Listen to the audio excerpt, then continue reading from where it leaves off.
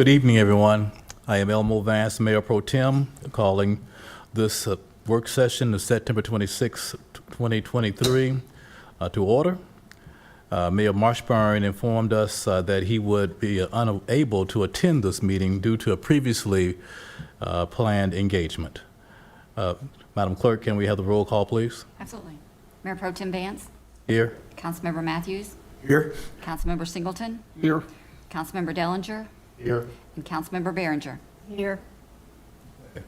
And now we will have the adoption of the agenda. I know that the agenda, there's going to be a revision to it. Yes, I believe mentioned, I'll let the attorney mention. Yes. Thank you. I'd like to request a closed session to consult with the attorney regarding potential claims, and the site for that is North Carolina General Statutes 143-318.11A3. Well, Mr. Jones, that be one item or two? It's two items under the same exception. All right, thank you. Can we have a motion to accept this addition? Move we accept the revision and approve the agenda. Second. Adopt the agenda, I'm sorry. A second. Okay, the motion has been made and properly seconded to accept the agenda. All ready to vote, say aye. Aye. Those opposed? Ayes have it. Next, we shall have the presentation. Ms. Maria Muzon Blanco. Good evening, Good evening. Mayor Pro Tem, members of council. We're here today because we're at a significant milestone design point of the South Garner Greenway extension.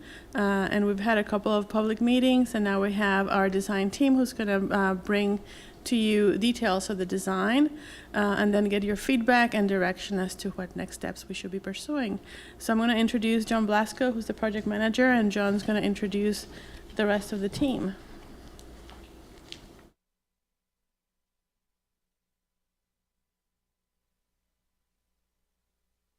Council members, good evening. My name is John Blasco. I think I know all of you, have seen many of you.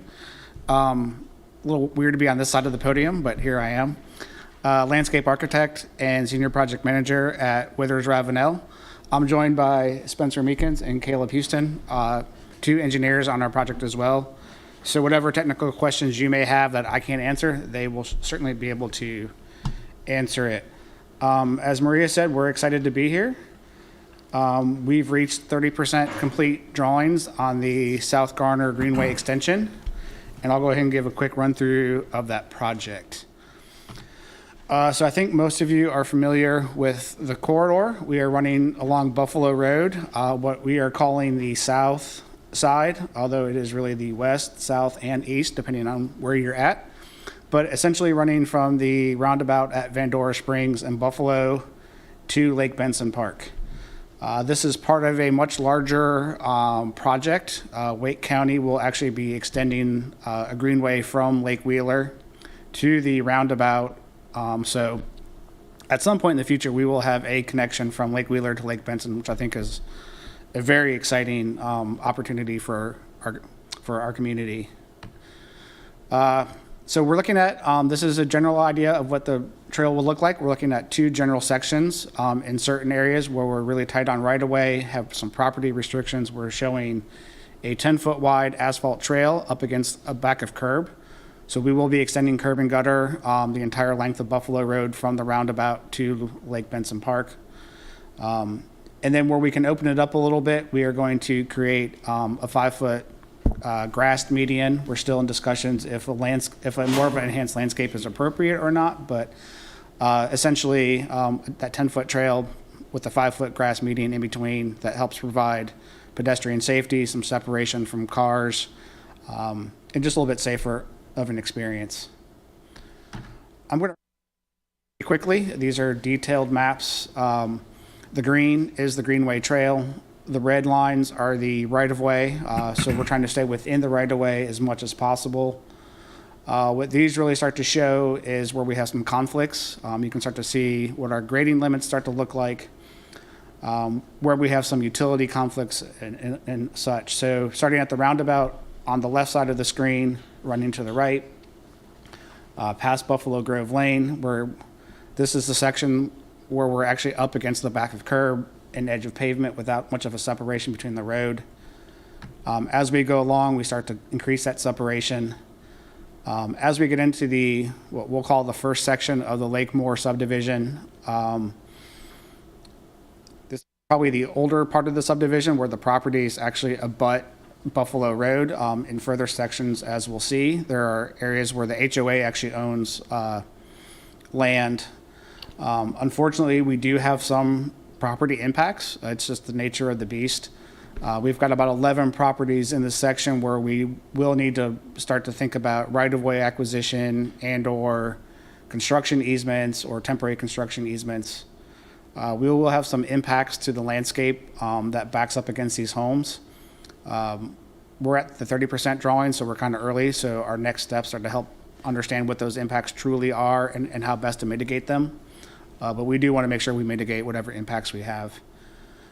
Moving further down the corridor, you can see there between Cane Creek Drive and Misty Meadow Lane, that red line starts to get into the green line, which means we're really tight there. So we're going to have to put the trail. It starts to encroach on private property. So again, whether it's an easement is the solution or some property acquisition, we will have to work through those as well.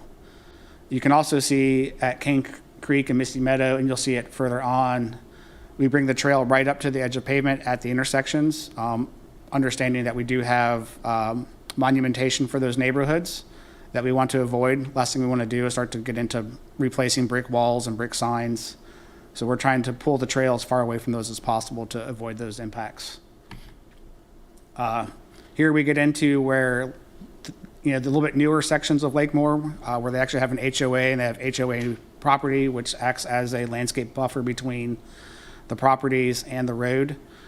We do have some grading and within the HOA land. The berm that is there will largely remain intact. We'll have to do a little tweaking on the road side of it, but we should really be not having to affect much of the property side of those berms as we come through here. I'm happy to come back to these after we get through this presentation if there's a section you want to look at in more detail. Again, moving down the corridor, you can see now as we get past the Lakemore neighborhood, we're really into a point where we're fully within the right-of-way, making things easier, a little less impact. Carrying on down, we get to around the boathouse. We do have 2 or 3 properties in this section that are not in a neighborhood, but actually their addresses are Buffalo Road, so we'll have some driveways that we'll have to work around and help replace and fix those up to make this happen. The trail comes down through the boathouse. We'll talk a little bit more about that in detail in a few minutes. Essentially, at this point, we're going around the boathouse. I'll explain why momentarily. Crossing Lake Benson, there is a City of Raleigh water line that parallels Buffalo Road in the south side of the bridge, which we need to stay off of, which really pushes the bridge a little further out. But the pedestrian bridge, which you see there in yellow, essentially parallels the vehicle bridge. Its structures will parallel the vehicle bridge, which will help reduce any impacts on the hydrological functions of the lake and not cause any additional permitting. As we cross the lake, what you see there in the darker orange or brown color is boardwalk or proposed boardwalk. So hopefully a really nice experience as you're crossing the lake, opportunities to stop. We're in discussions internally as a team about are there opportunities to create bump outs or little areas for fishing, or is the boardwalk itself wide enough we don't have to do that? But we do know that there's a desire from the community to fish off the boardwalk and off the bridge, and so we're looking at the best opportunities that we can accommodate that as well. After we cross the bridge, we do have some wetlands that we're crossing right where the boardwalk joins the Greenway Trail and transitions back to the road. Then as we go further, we are solely, or not solely, but mostly within the right-of-way. Most of our grading's within the right-of-way. We do have 3 private properties here where we will have some impacts on their driveways. They have some culverts under their driveways, so we'll have to mitigate. Some landscape we're going to try to really avoid, but we'll figure that out in the next phase. We have been in contact and discussions with these property owners to keep them apprised of the project, talk about their concerns, and try to hopefully alleviate some of those concerns. So currently in this section, it is all ditch section, so we're going to go back with curb and gutter. If our designs work as we anticipate they should, should alleviate a lot of stormwater concerns on these properties. I know those properties get a lot of water in the ditches, and this should hopefully alleviate a lot of that. So as we get to Lake Benson Road or Lake Benson Park,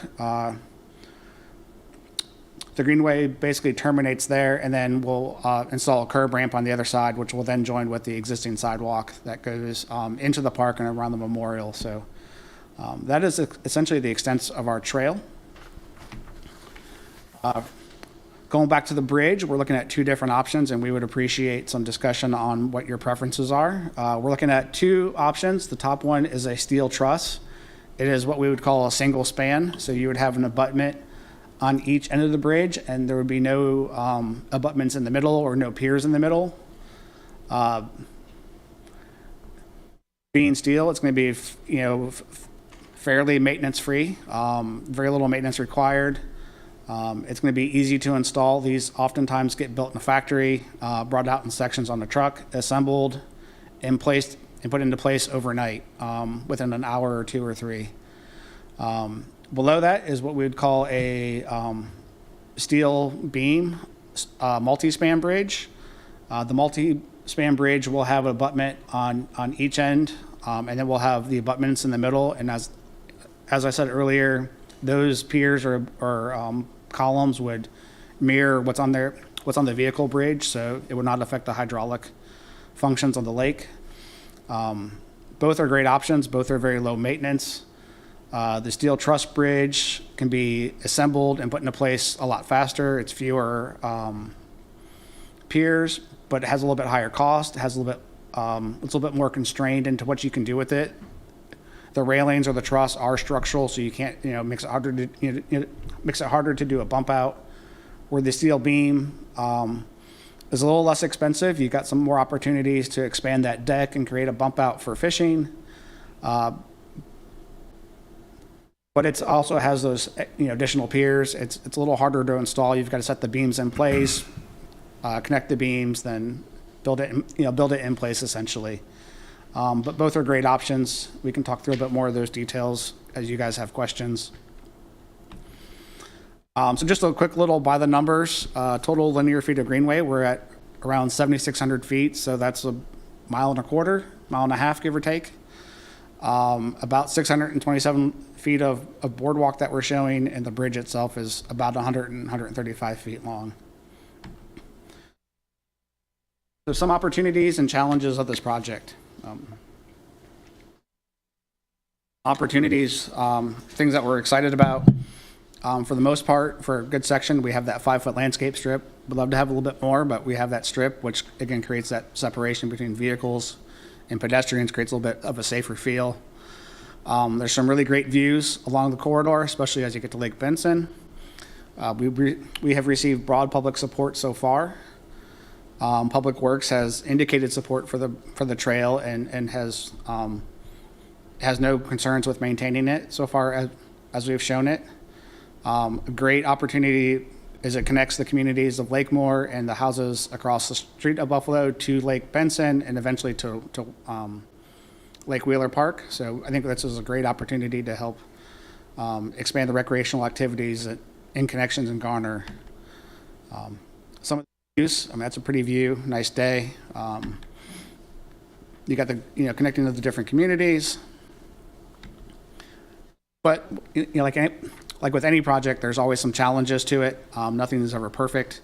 So things we're going to have to deal with, nothing that so far is a showstopper. We'll have utility conflicts along the way, power poles, fire hydrants, water valves, utility boxes.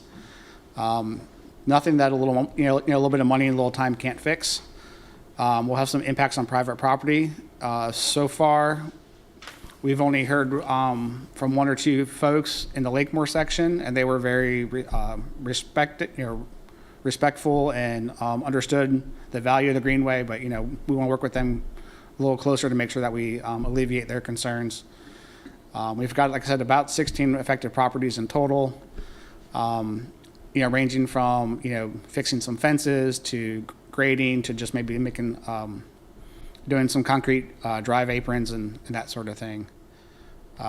There will be impacts on the boathouse, which we'll touch on here in a minute because that is such a hot button topic. We want to give that its own little slide. We've got some grade changes that will, just require additional fill and additional cut. And then the right-of-way acquisition and construction easement process just takes time and is a process. So we'll have to work through that as well. So again, some of the conflicts, we have these power poles that are in the right-of-way or really close to the right-of-way. We have the ditches that you see that we'll have to fill in. We've got the private driveways. This is one of the members of the Buffalo family, which is indicative of the houses that have a driveway touching Buffalo Road. The culvert underneath with either a concrete or a brick or a stone head wall. Trees and shrubs that are adjacent. We're going to do what we can to protect these trees, but we may have to remove some, and then if that were the case, we just replace them in kind. So there are mitigation ideas in place. The boathouse is going to be a challenge. You can see the grade at the edge of the road is really steep. Parking there is steep and tight. And then just general grade change. The road is tilting to the left. The grade on the right side drops really hard to the right. So how do we build a trail in there that drains, that is accessible? It's all doable. It just takes a little bit of extra dirt. So we did have some community input. We had a community meeting, which I think most of you all were there, which is great to see you and talk to you about the project and meet the community members. We had great feedback. I think probably the only negative feedback we have was, why wasn't this built 10 years ago? There might have been another piece in there too, but I think that was pretty much the gist of it. Even as I said earlier, those who are affected by this, while they weren't excited about being affected, they're very respectful, understood the value of it. We're excited to have the Greenway, and they just want to work with the team to make sure that we ease those concerns and make sure we adjust our design as we can to avoid impact. We also met with the Parks and Rec Advisory Board. A lot of feedback there. Again, the boathouse came up a lot in that discussion, but overall it was very positive. So the boathouse. This is a touchy subject. The boathouse is well loved by the community, by Garner staff, and rightfully so. It's a beautiful spot. The boats are rented quite often, but it does pose some challenges to our corridor. The driveway into the boathouse is steep. If we add a 10-foot wide flat trail at the top of that driveway in order to maintain a DOT-approved slope, that driveway's got to get pushed back a little bit, which eats into the parking area. The parking area itself is small and compact. It's very tight in there. If you've ever driven into or out of the boathouse parking lot, that curve is not safe. It's a blind curve. It's even though Buffalo is signed for 35 miles an hour, we've all seen people do 45, 55, 60 miles an hour down there. So that driveway is a definite challenge. We also have accessibility challenges with the boathouse. The parking lot's not accessible by ADA standards. Access to the boat dock is not accessible by ADA standards. Access to the boathouse itself is not accessible by ADA standards. So a lot of ADA compliance issues there. We also have some City of Raleigh and NC.DOT challenges. DOT does not want any structures within their right-of-way, so no walls to help shore up that steep slope, allowing to have a greenway at the edge of pavement. No boardwalk in the right-of-way. They don't want to maintain it. They don't want to create a situation where if a car went off the road, it hit something that's a structure. A City of Raleigh water line basically follows our corridor along the south side of Buffalo Road. And the city of Raleigh, rightfully so, doesn't want any structures on top of their water line. If they've got to come fix it, they don't want to have to tear up a wall or a boardwalk or anything else to fix that line. So some challenges we need to work through. So what we did, we came up with 3 options. The green was our first option we looked at, even though it's labeled option 2. It was probably the first one that we looked at. Again, it's the greenway at the back of pavement, as tight to the road as we could.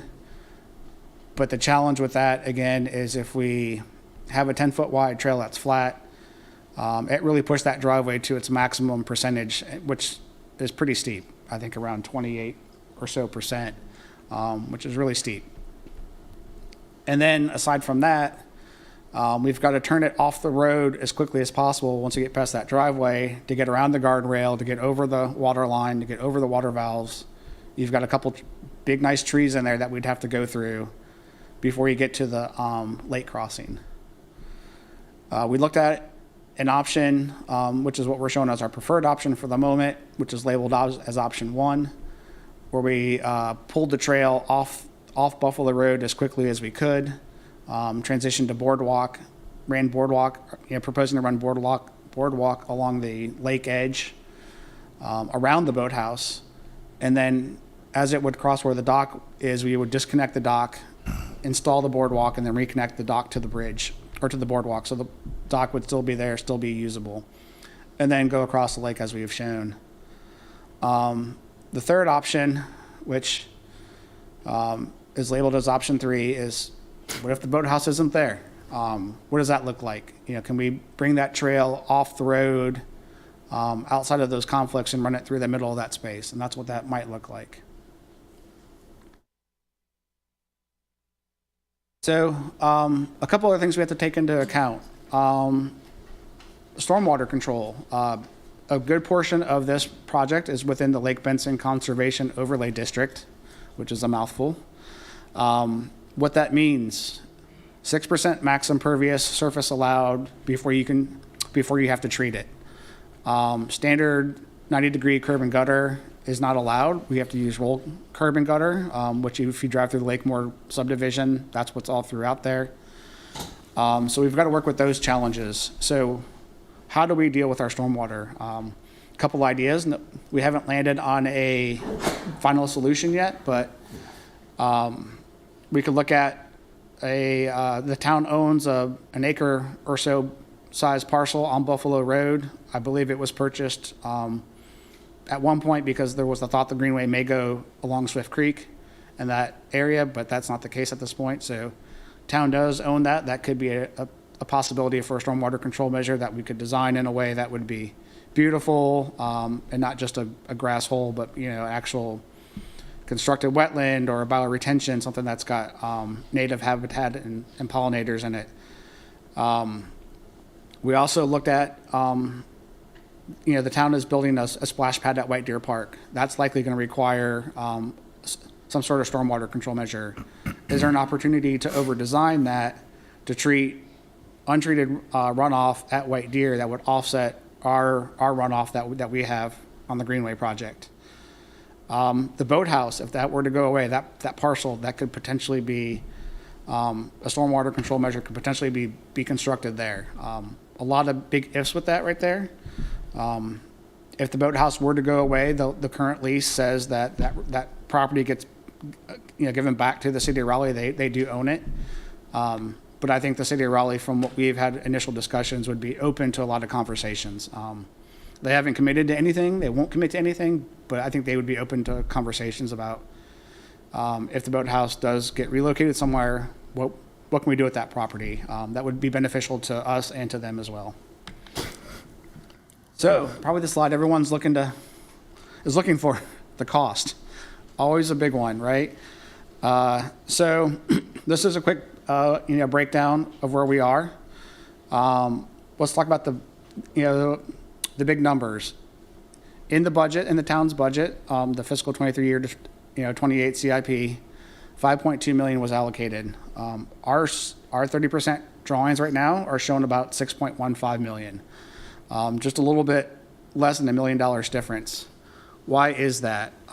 One, construction costs just are increasing, but probably the big factor is the contingency. The CIP and the feasibility study showed a 10% contingency. We're showing a 30% right now. I like to refer to that as a design and estimating and construction contingency. There's so many things we just don't know at this point, so it's really more of a cover for us.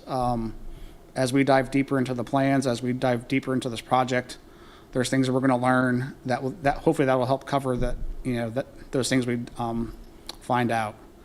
So a couple other things that you might see: right-of-way acquisition. I think we have more properties affected than maybe the feasibility anticipated. Design services are a bit higher, which I think is just a matter of, as you scope this out, you start to realize really what that looks like. So that's kind of where we're at with the budget.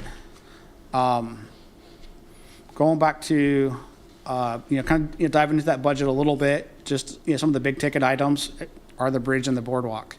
The bridge, the 3-span bridge we talked about, steel beam bridge, $650,000. Single span steel truss, $703,000, so $50,000 difference in the bridge types.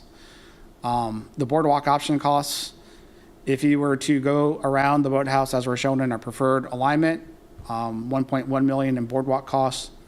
I'm sorry, 1.75 in boardwalk costs. But if you were to go either along the edge of Buffalo Road or through the boathouse area, about 1.1 million, so a $700,000 difference. Which obviously the feasibility study did not account for us going around the boathouse.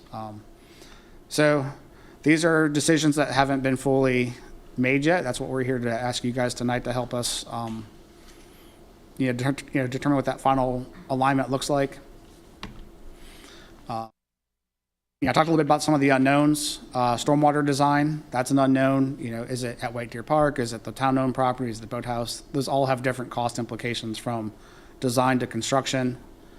There's utility relocation. We're gonna have to relocate some water valves, some fire hydrants, utility poles.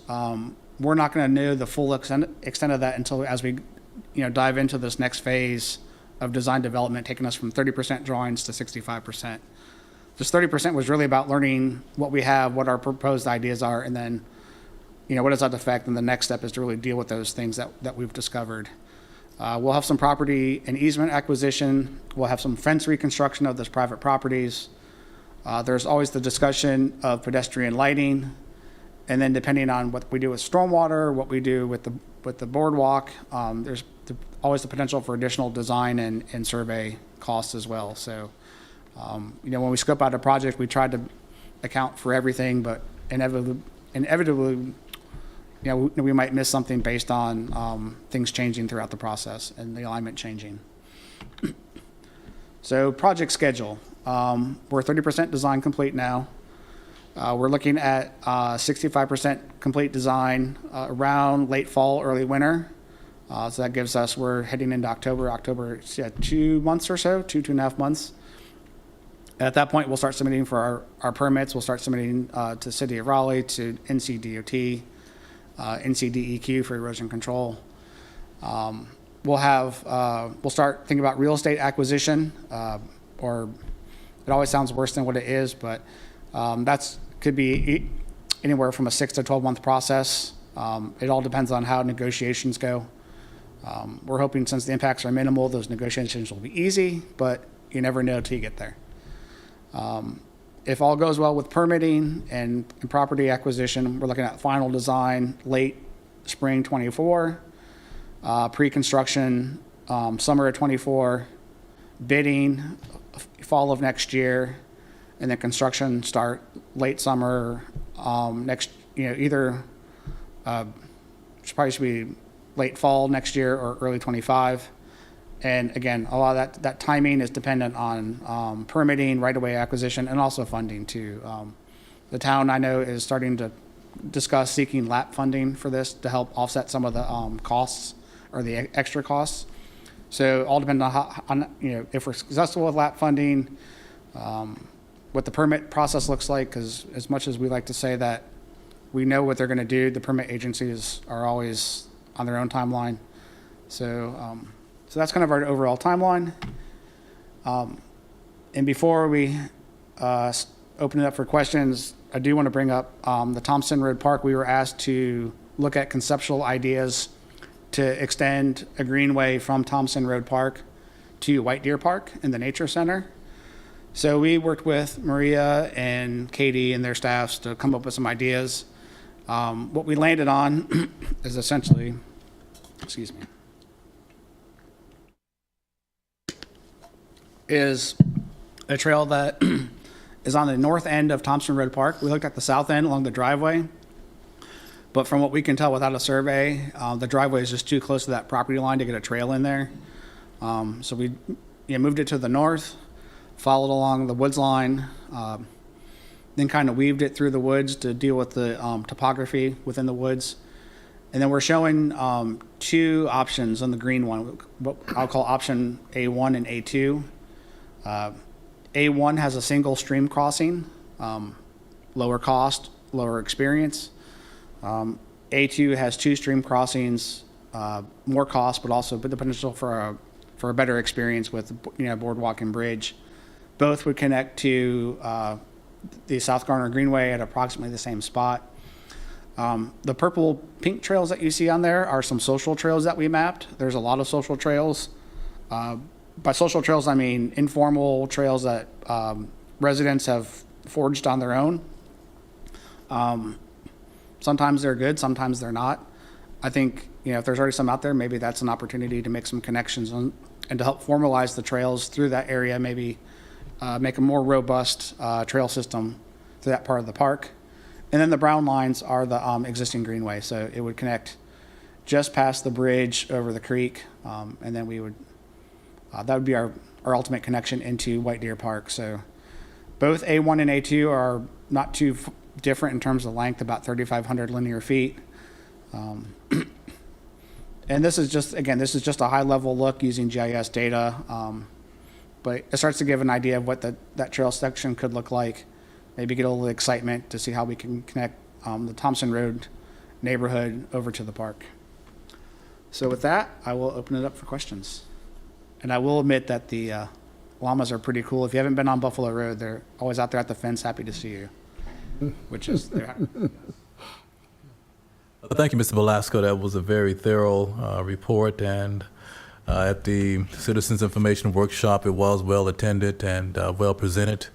And in reference to the cost, I think that's indicative of all the projects that we're seeing when it comes to construction because of a number of different reasons. Well, thank you for that report. And now I'll just ask the council, have any questions? Started with Mr. Matthews. Thank you, Mr. Vance. I live in that Lakemore subdivision. Had the pleasure of meeting all of you out there, and I'm also on the HOA out there.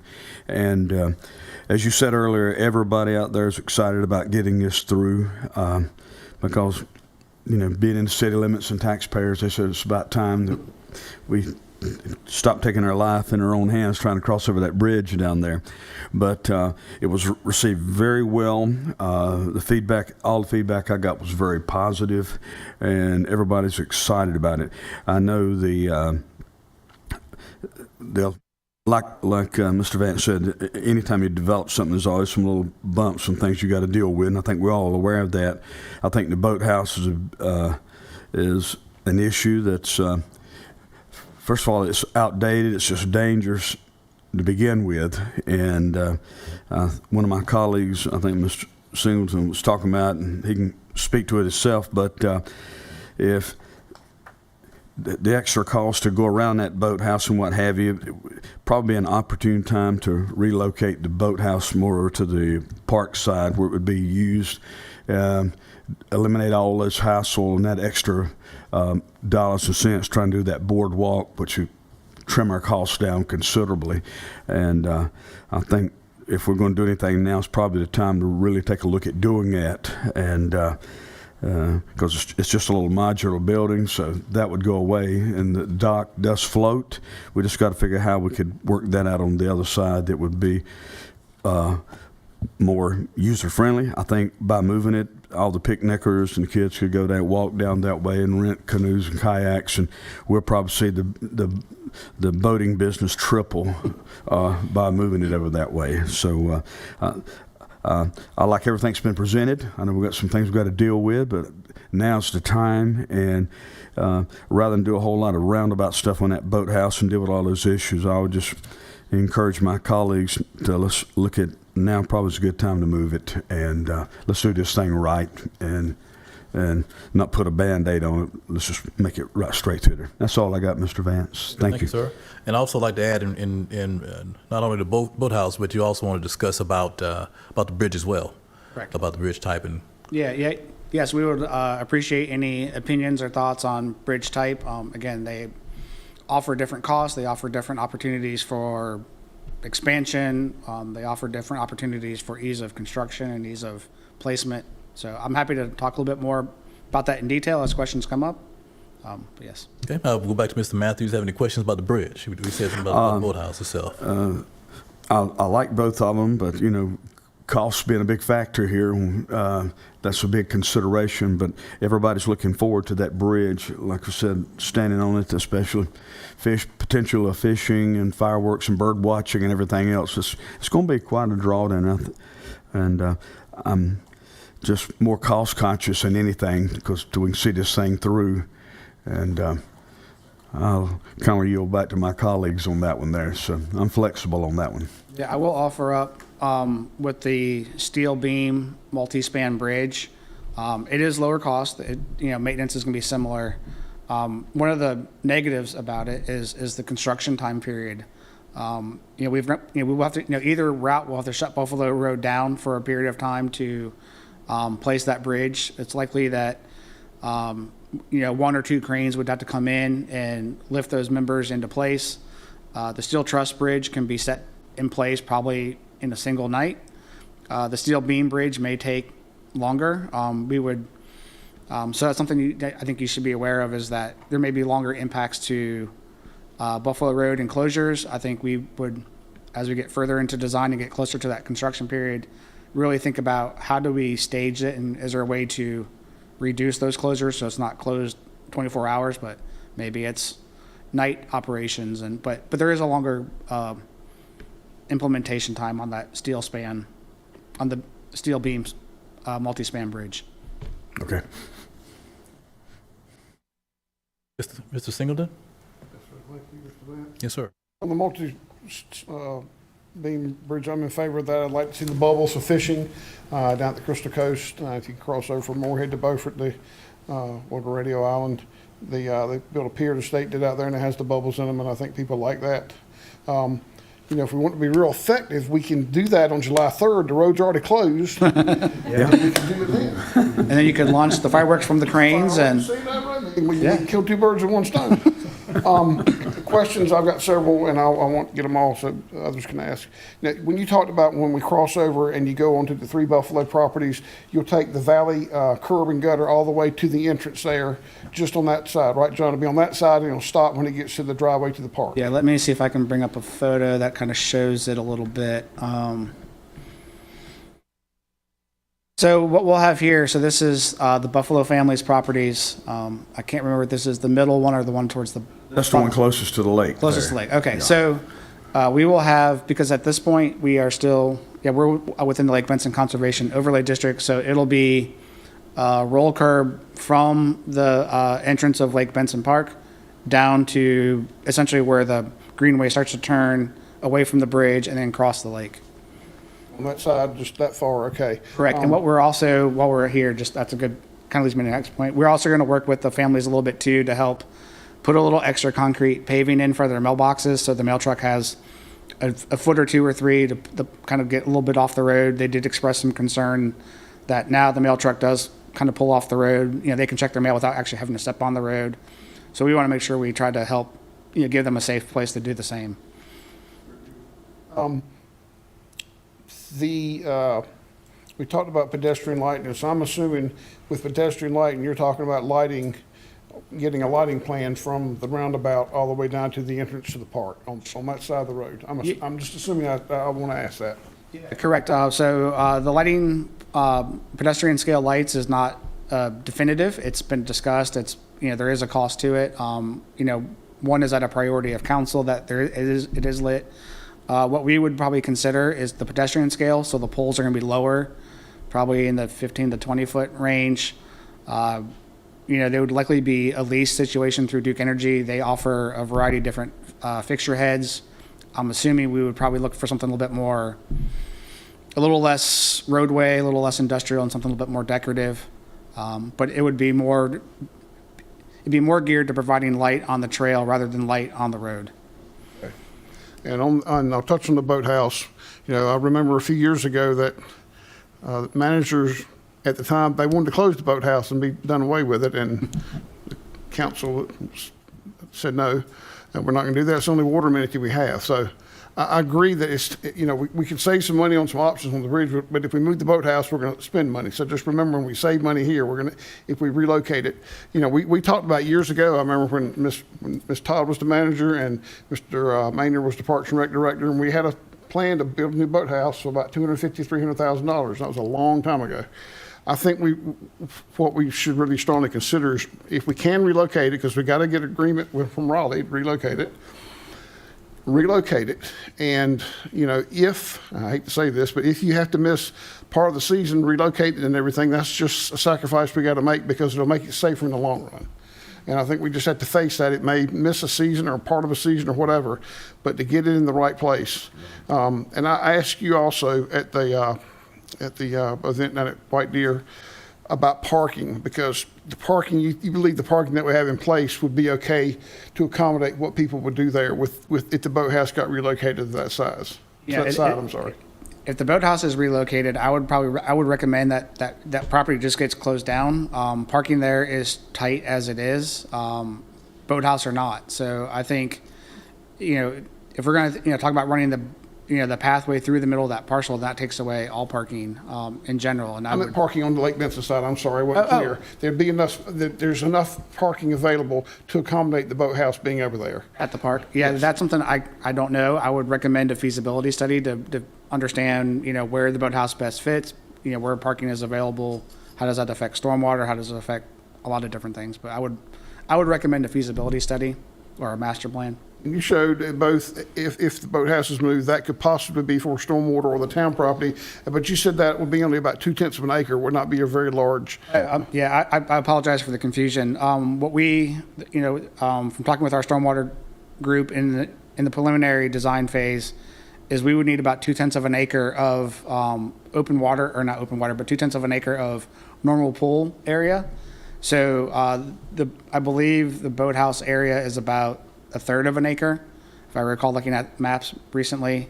So we should fit within that 1/3 of an acre. The town-owned property is about an acre, just a hair shy. So it would easily fit within that town-owned property a little bit further up, or a little bit further up Buffalo Road. And you would need 2 of them, right? At least 2 of them, correct, do you think? One. Just one, okay. Just one. All right, thank you. I'll let others ask. Thank you, John. Sir. Councilwoman Behringer? Yes, I'm sorry I was not able to attend the public meeting. I was out of town on a priorly managed engagement. I'm excited about this. It has been a long time coming, and the comments about why wasn't it done 10 years ago, that's a moot point. We all wish it was done 10 years ago, but thank goodness we're doing it now. I go back and forth. I like the idea of the truss bridge, putting it in place quickly, but I also like the idea of having what did you call it, the bump outs? Right, bump outs or little areas, little pockets so you could. Right, so I lean more toward that Okay. because of the public use of it. And absolutely, the boathouse has got to be moved. I don't know all that's involved in that, the expense or where we would put it and permission to get it located, but it's got to be moved. So that's it for now. Mr. Dillinger? Yeah, the feedback at the public meeting and the feedback from Parks and Rec was pretty uniform with council on the boathouse and the logic of going around it versus a relocation or reinvesting at any time. Became pretty quickly apparent at the public meeting. I'm like, well, we're going around this old boathouse. I think one of the things, there are site challenges, so I think at some point we need to direct staff to start looking at sites, other options. I know there are limitations with Lake Benson. So there's timing, funding, and aligning that with the Greenway work. But I think it's the time's right. This is kind of prompting that. There's a question on the stormwater management. Are there any cost differences between doing it with an already disturbed boathouse area versus going across the street in the town's property, or is it kind of about the same? Yeah, I would say there's probably some differences, and I think Spencer could probably speak a bit more specifically, but not to put you on the spot. But, just thinking about the infrastructure that would have to get the stormwater across the road, across Buffalo Road, but if you have any. Yeah, I would say it's probably a little bit cheaper to go across the road because we looked at, there's only utilities on the side of the Greenway. And there's no utilities from what was picked up in survey on the other side. So it looks like there wouldn't be really any conflicts. If you get, one challenge we have is having to get all the stormwater down there. Right now, if we went across to the town's property is just getting the water to that property. And then the rest is just making sure we get it off the road safely at low points. Either go towards the lake and, disperse flow to meet with state requirements. My other question was about, we're talking about preserving the fishing. We're also eliminating all the parking for fishing close to the fishing spots because people park on the right side all the time where the greenway is going to go. I don't have a solution for that. It's an observation. I guess I got to walk from the park or something. On the pedestrian lighting, you mentioned Lake Lista. What are some examples in other places where they have this sort of pedestrian lighting along the greenway? And how bright is it? And It's a great question. I don't know if I have an answer to it. Most greenways I've had the pleasure of working on are, what you would typically expect through the woods, which don't have the pedestrian scale lighting. I would think it would be, I'm trying to come up with an answer that's not going to be totally wrong. I don't know if I have a good answer for that. It's a lot of the, all the lighting would be required to be, I believe it'd be dark sky compliant, or at least, cutoffs, as is all LED lights now. Think of a street light, your typical street light for a road is 35 on a 35-foot pole, give or take. Bring that down 15 feet, down to that 20-foot level. Light will be a little bit darker. Really just geared to, its really main focus is to shed light onto the trail itself, onto the pathway. It's not meant to spill over into neighborhoods or onto the street necessarily. So it would definitely be not as bright as if you were just driving down a normally lit street. I will definitely look and see if I can find some examples and forward them to Maria, then to forward to council. But yeah. And cost too, because it's a long distance, but also as much fun as it is to drive down that road in the dark, it actually might make it a little safer to have those visual cues for the curves on the road. So just another thought on safety. Thank you. We go one more round. It sounds to me, Mr. Vance, that at least I'm getting the feel that we're all in agreement the boathouse, now it's time for the go. And I agree with, Relocated. let me back up. You're up for re-election, remember? Yeah, sorry about that. Good point. But I do agree with him. It might be taken out of commission for one season to get everything relocated and do what we need to do. And that's just part of the growth and movement. But I think that's one term that we're all in agreement on. And I like the lighting you're talking about. And I agree with Mr. Dillinger, that curve down there, it's kind of dangerous standing that way too. But I've seen that type of lighting like on river walks and what have you, where it's a lot dimmer and more ornamental, which would look Maybe really... a good example might be Wilmington. Yeah. The river walk down there. Yeah, that's what I'm thinking about. Yeah. Mm-hmm. And it looks really good. And but still just excited about it. But the relocation of the boathouse, I think we're all in agreement with. And now's the time to do that. Relocation. Let me make sure I got that right. Do you have anything you want to add in reference to the bridge itself? I like what Gray was talking about, where the little cutouts you call, where people can fish or stand off the side there. If we're going to do it, let's do it right. And that's about all I got, yes, sir. Okay, all right, Mr. Manager?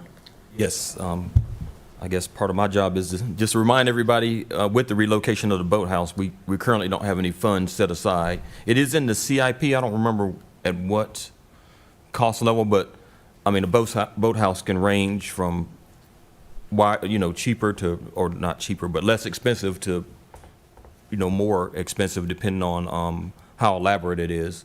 When I think of boathouse, you probably look at ours maybe at the lower end versus what you would see like at Bass Lake or Lake Johnson, if any of you have been out there. So it could have a wide variety of range, and I'm sure Katie and Maria may know other examples, but just one thing to think about is we don't have any funds set aside for that. I think at one time we thought that might be part of another future bond, but we'd have to look at making some financial arrangement or shuffling some things around potentially, so. Will a feasibility study cover or provide us with possible cost estimates of that alternative to move? Yeah, I think so. Yep. Because like Councilmember Dellinger said, one thing we need to consider is the location. As we talk about moving the boathouse, we got to make sure the water level is good to launch boats out of, and we can see during the drier season that the water level gets pretty low in some areas around the lake. So that's one consideration of where we could put it. And just something else to consider too is I always thought Lake Benson, the Lake Benson Park encompassed a lot of the lake edge. It's actually a lot less than you might think, because Mr. Buffalo, his property actually comes along the lake for a good portion. So the lake frontage of the park was definitely less than what I had thought it was until I really looked into it. So just something to consider. All right. Mr. Singleton? Yes, to touch on the lighting, the safety was what I was thinking of, because as you mentioned, John, some of the areas are going to be on the back of the curb, and it is dark down there, and it's just maybe having the lighting there will help. Driving is not going to help people going 45 and 50, but it may be some, people can see that there's who aren't familiar with it will see that there's a sidewalk, 10-foot wide path there now. Agree on the what we have to do on the boathouse. The multi-span bridge, I think, is best. Oh gosh, lost it here.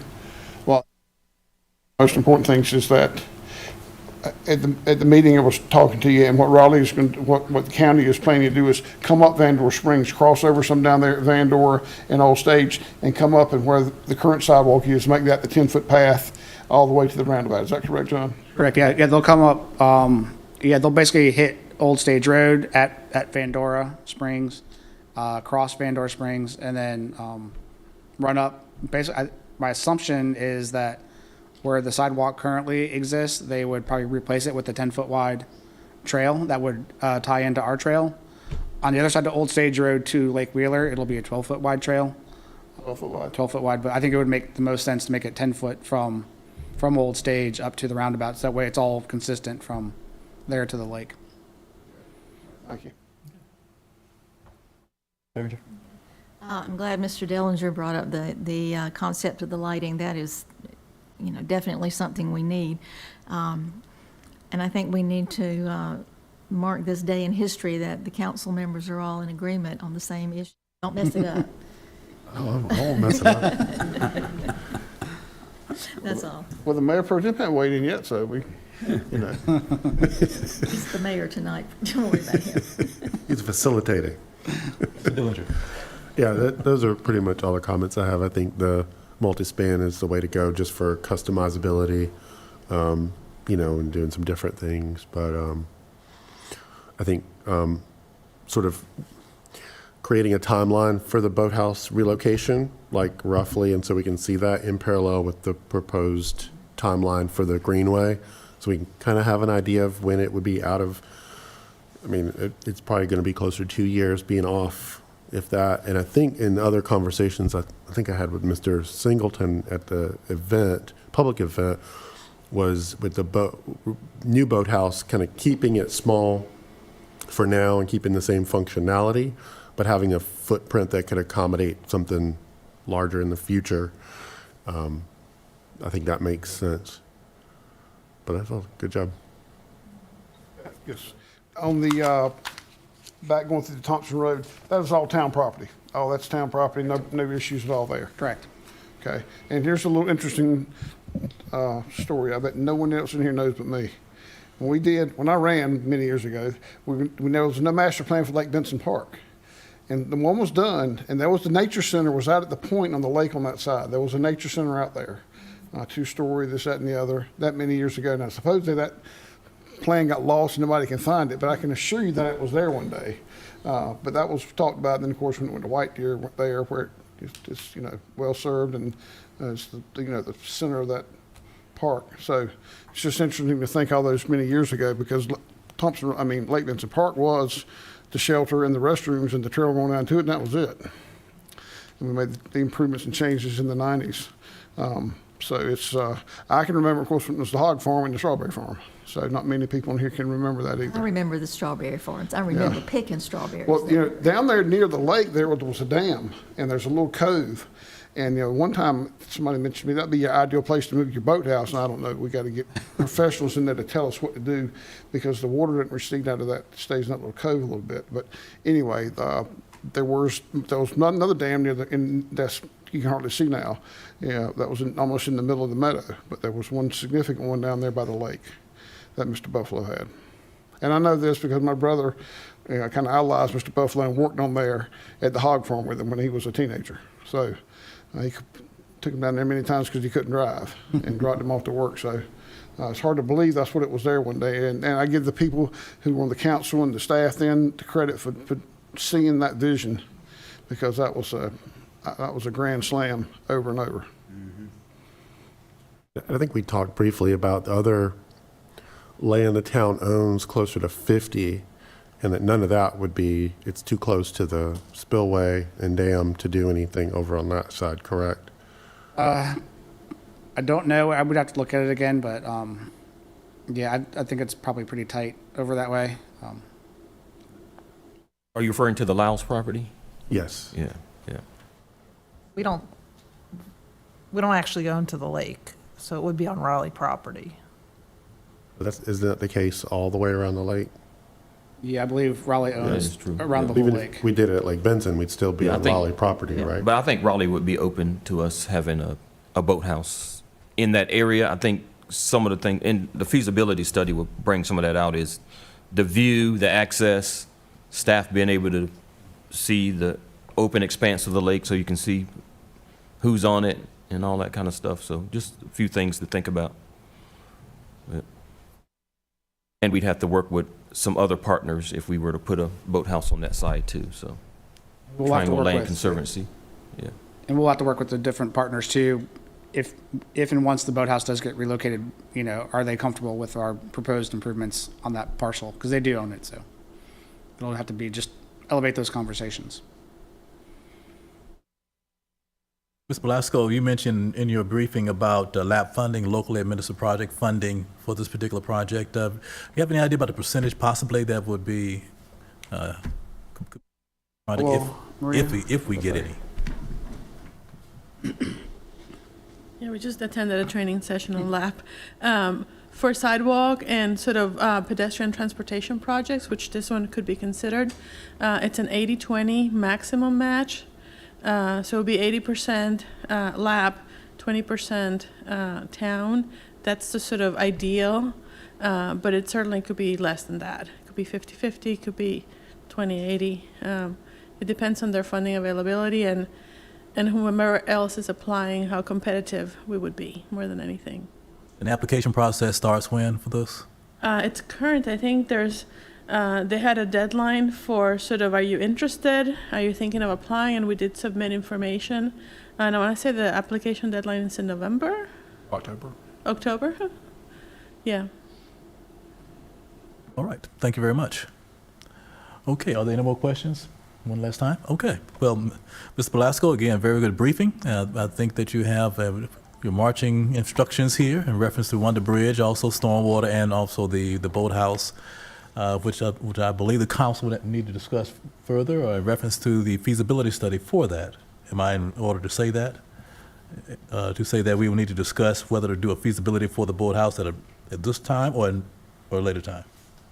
I guess can staff just talk about it and maybe just get a scope of work and what that might entail, and then maybe try to get some estimates on what something like that would cost. All right. If there are not any further questions, if I missed anything in the summary, please let me know. If not, then thank you very much, Ms. Belasco. All right, thank you, and appreciate all your time. Have a great night. All right. Thank you. Well, thumbs up again to the workshop you had. That was great. That was a good one. And I would be remiss if I didn't extend a thank you to Wake County Parks and Recreation and Facility Design and Construction for attending with us. I think that really just strengthened the whole meeting, giving the vision from Lake Wheeler to Lake Benson, and great group of staff over there. I've worked with them as well. It tied it all together. Yeah, it did. It was a great event, and thank you to council members who were, I think, I'm not sure I even needed to be there. You were such a vocal proponent. So, but I appreciate everyone's excitement and help, and thank you very much. And while you're leaving, thank you for your service on the Planning Commission. My Appreciate pleasure. it. Okay, now to the manager's report. Council, you have in your packet at the back just an update on where we are with the retreat items, council retreat items. It's been right around 6 months since we had the retreat back in February, middle of February. And this kind of gives you some idea of some of the progress that have been made and some of the next steps. So had not planned to go through it, to put it in here for information.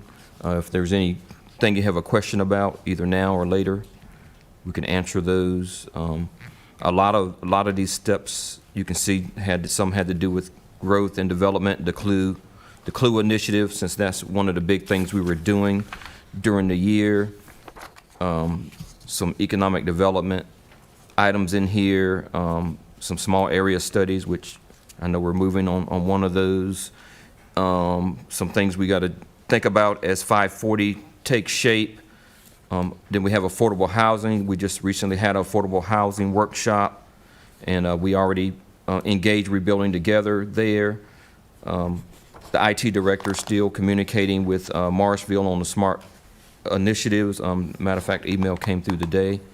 And then on the last page, the pay and class study, this week is the first week of implementation for that, and the employees will start seeing the difference in their checks starting October 16th. And we continue to refine the multi-year model. Budget team is working on that. And then the next page, some of the town council initiatives. I'm looking at some of the aging infrastructure, beautification and appearance, and some transportation items. So. One question, if I may. Yes. On the ETJ portion, I know we bump this around from time to time, and with the Southern Loop really coming together out there, do we have any updates on a timeline when we're going to try to go ahead and get that ETJ pushed on out there, or what do we need to do at this point? Because that Southern Loop is coming together really quick on Old Stage as well as Highway 50.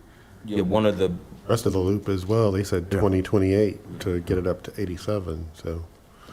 one of the factors for a ETJ expansion, that's a key part of the application process, is having an up-to-date comprehensive plan. So that's one thing we need to consider as we talk about CLUE and the comprehensive plan and what part that would play in the ETJ expansion, because that is one of the things Wake County will want, especially as we plan around the corridor, the I-40 corridor. Yeah.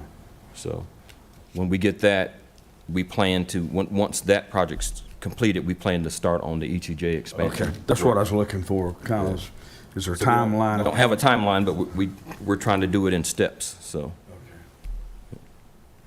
Anything to add to that, John? Is that? Staff has had preliminary meetings with the county. As you said, we need the comp plan adopted to be able to formally apply. We've also had meetings with City of Raleigh just to talk about how we would approach the question of of utility provision, which is one of the requirements that Wake County looks for as well. So we've had those meetings, and we feel like we've got sufficient information from them to be able to formulate those answers. So some steps that we can do ahead are being done. Great. Okay. Thank you.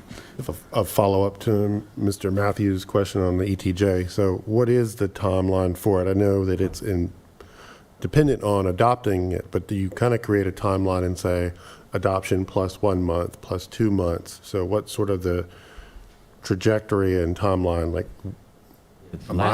we should be like ready to submit it when we approve, all that back work having been done, that they're standing there like this, waiting for it. So what is the timeline? The last one took a year. It took. But what's the timeline for this one? Yeah, I don't know. I can't answer that because I can get with staff and get back with you on that.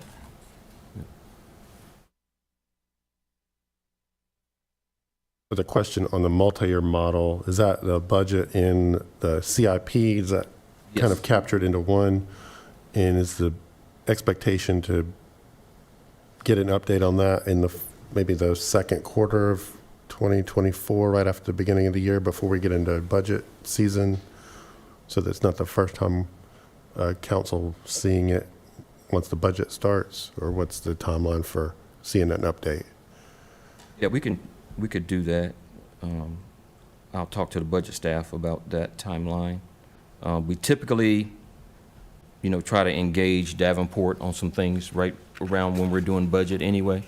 So we can take a look at that. They're always refining as we add more projects or as more cost is added to projects. So we can take a look at that. Second quarter. Are there any more questions of the manager? Any council member? Okay, moving on. Attorney's report.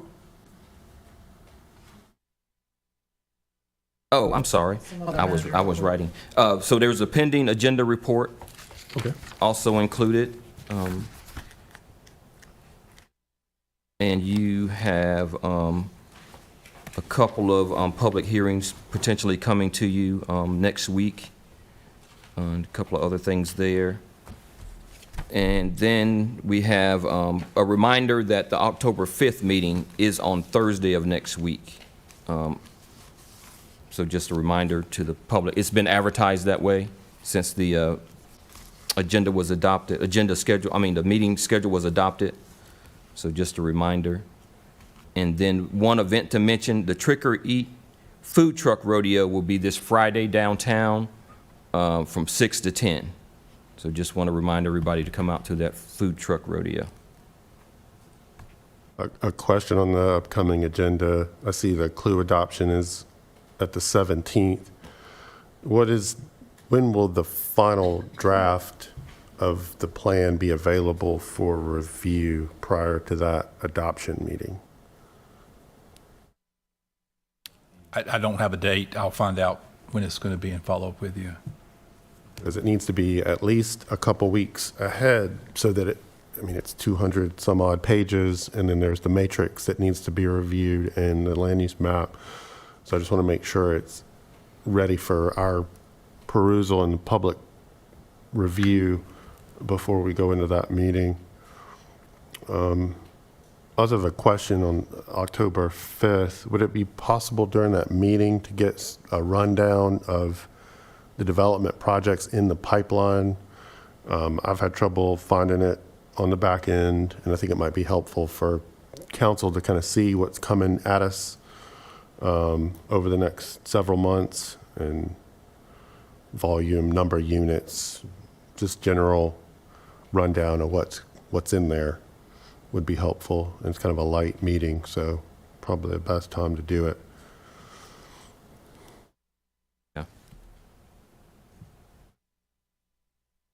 That was on the 5th, you were saying, Mr. Dellinger? Yes, sir. Okay.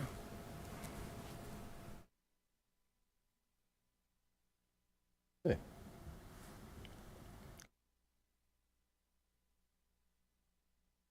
That was it for me. That was it? Yeah, Okay. that was it.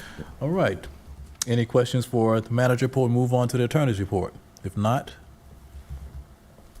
Attorney Jones? I just wanted to let you know that I will be out of the office on vacation Thursday and Friday of this week. Rest of my report will be done in closed session. Okay, all right. Out Thursday and Friday. Okay, moving on to council reports. Do we have any council reports? We have one. Council A report. I know of committee it. report, Mr. Vance. I do have a committee report. The HR committee has been at work, Mr. Vance and myself, filling vacancies. We have 3 appointment recommendations for council this evening. I'll make them and open the floor for a motion. For senior citizens, Ms. Ernestine Ledbetter. For Board of Adjustment, Ms. Jane Ball. For Parks and Recreation, LaPonda Edmondson. We've met last week and reviewed applications and looked at referrals and discussed the options and present those to the council. Second. Okay. Motion has been made and properly seconded that we accept the names mentioned for the appointment on the various boards and committees, advisory boards and committees. Be prepared to vote. All in favor? Aye. Aye. Opposed? No opposed? Ayes have it. Okay. All right. Right along. Are there any more committee reports? Committee reports or council reports? Council reports, excuse me. Where am I? Let me- Council reports. Council reports. Yes, a question on the October 5th meeting. I saw where a public hearing will be reopened for the project on Highway 401, I believe 401 crossing. I just wanted to see were the people who were here and who spoke, and we had quite a few people here. Are they aware, other than seeing this meeting or going on our website, are any of them notified of the public hearing? Has been? Notice was mailed, as well as the web posting and signage on the site. All right, that's good. Second, I don't usually do tall grass here at our meetings. I usually call them. It just popped in my head. I was sitting up here thinking about it today. I think it's something at the end of the Lake Drive project. At Lake Drive and 50 on the side closest to the railroad, there's a pocket of grass that's hadn't been cut in some time. It's really tall and thick. Someone could, I don't know who was responsible, if it's the contractor, if it's the town, I don't know who, but anyway, that little square of grass needs to be cleaned up because it sticks out like a sore thumb. That's all I have right now. Okay. This was nothing from Mr. Yes, sir. Mayor Pro Tem Vance and the manager and the mayor and I attended the Capital Area Preservation and Endymion Awards dinner last night. And the historic depot restoration and the caboose were noted and received an award for preservation. And that's been a very long road. The depot was moved at least 3 times over its life not too distant past. Endymion can be loosely translated or interpreted as victory. And so the awards that were given were to note that quite a bit of work has gone into all of these projects, and we were very fortunate to be recognized for the work that was done by the Historic Preservation Group and for our own local Garner Historic Preservation Society. So many thanks to those people who put all that hours into doing that.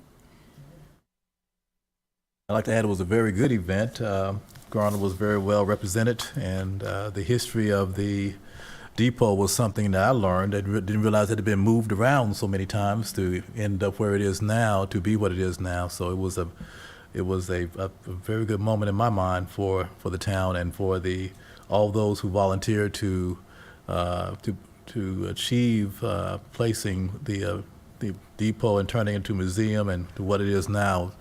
My hat's off to them all for all the hard work for everyone, the town included. Okay, Mr. Dillinger. Nothing at this time. Okay, all right.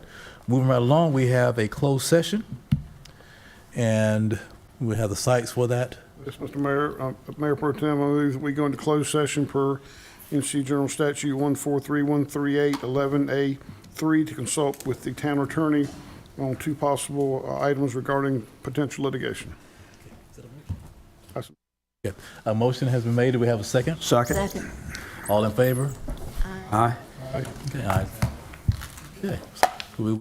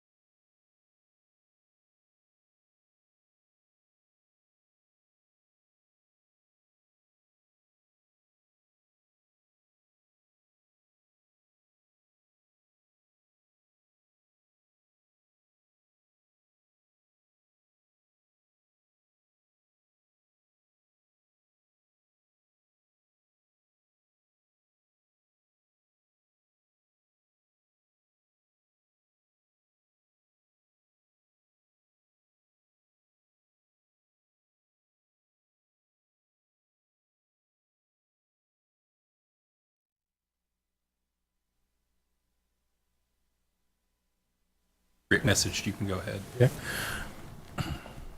The council just came out of closed session to discuss several items, and I will ask Attorney Jones to give us a summary of the discussion. Thank you. Council met in closed session to consult with the town attorney and considered and gave instructions to the attorney on handling of 2 potential claims against the town. Thank you. If there are not any further questions, I'll ask for a motion to adjourn the meeting. So moved. Is there a second? Okay, a second. Okay. Motion has been made and properly seconded. That we're ready to vote. All in favor? Aye. Those opposed? Ayes have it. Meeting adjourned.